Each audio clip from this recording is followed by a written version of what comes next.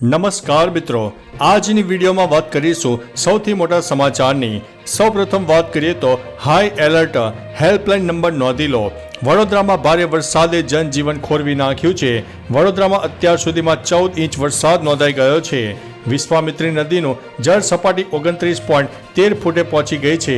બીજી તરફ કાલાઘોડા બ્રિજ બંધ કરાયો છે, ત્યાં લોકોની અવરજવર બંધ કરાઈ છે।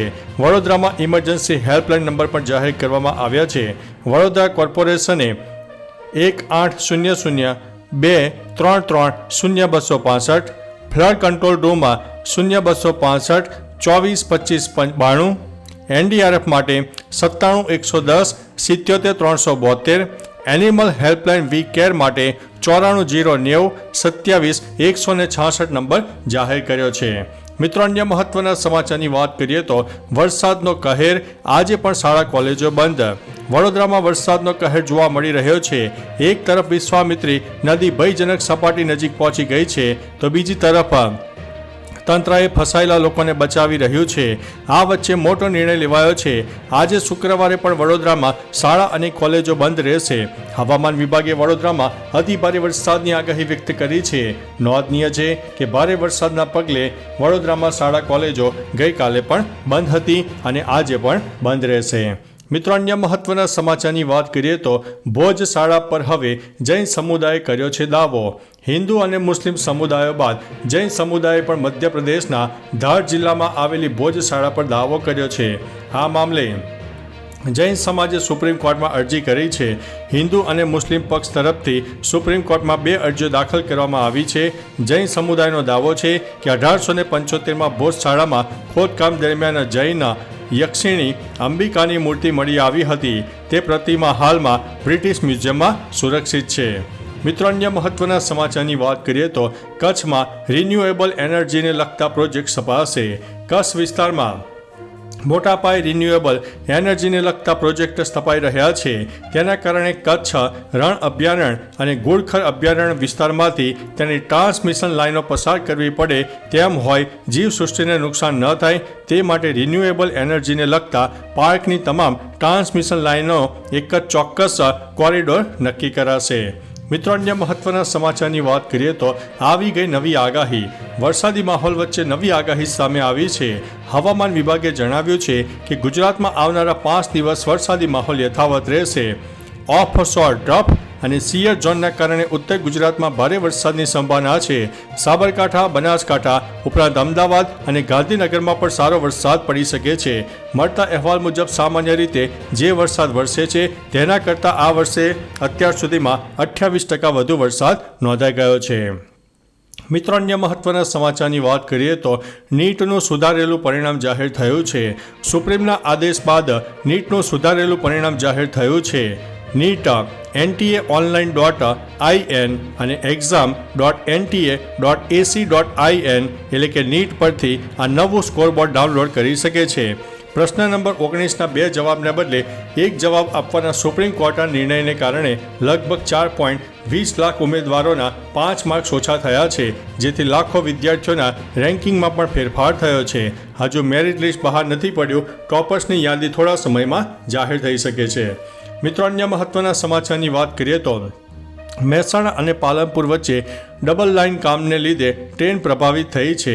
પશ્ચિમ રેલવેના અમદાવાદ મંડળ પર મહેસાણા પાલનપુર સેક્શનમાં ધારેવાડા સિદ્ધપુર છાપરી સ્ટેશનો વચ્ચે ડબલ લાઇનની કામગીરી શરૂ કરાતા અનેક ટ્રેનોને અસર પહોંચશે, જેમાં તારીખ 25થી લઈને 29મી વચ્ચે મહેસાણાથી આબુ ડેમુ રોડ ઉપર અને 26મીથી 30મી સુધીમાં Abu road Mehsana DEMU special ટ્રેનને પૂર્ણરૂપે રદ કરી દેવામાં આવી છે। ઉપરાંત મિત્રો, અન્ય 2 ટ્રેનોને આંશિક રીતે રદ કરવામાં આવી છે। આ સિવાય 40થી વધારે ટ્રેનોને અસર થવાની જોવા મળશે। મિત્રો, અન્ય મહત્વના સમાચારની વાત કરીએ તો PR વિઝાના નામે છેતરપિંડી આચરવામાં આવી છે। વિદેશ જવાની ગેલછાના કારણે અનેક લોકો સાથે છેતરપિંડીના કિસ્સા બની રહ્યા છે। ત્યારે વધુ એક છેતરપિંડીનો કિસ્સો સામે આવ્યો છે, જેમાં વિજય 4 રસ્તા પાસે આવેલી ઓમિયા ઓવરસીઝના માલિકોએ છેતરપિંડી આચરી હોવાની પોલીસ ફરિયાદ નોંધાઈ છે। આરોપીઓએ અમદાવાદના યુવકને કેનેડાના PR વિઝા આપવાનું કહીને 5 લાખ રૂપિયા અને ડોક્યુમેન્ટ્સ પડાવી લીધા હતા। આ અંગે પોલીસે 4 લોકો સામે ગુનો નોંધીને તપાસ હાથ ધરી છે। મિત્રો, અન્ય મહત્વના સમાચારની વાત કરીએ તો વરસાદનું તાંડવ, બચાવ માટે સેનાને બોલાવી પડી છે. ભારે વરસાદના પગલે પુણેમાં સ્થિતિ ખરાબ થઈ ગઈ છે. પુણેમાં 15 રહેણાંક કોલોનીઓ ડૂબી ગઈ છે.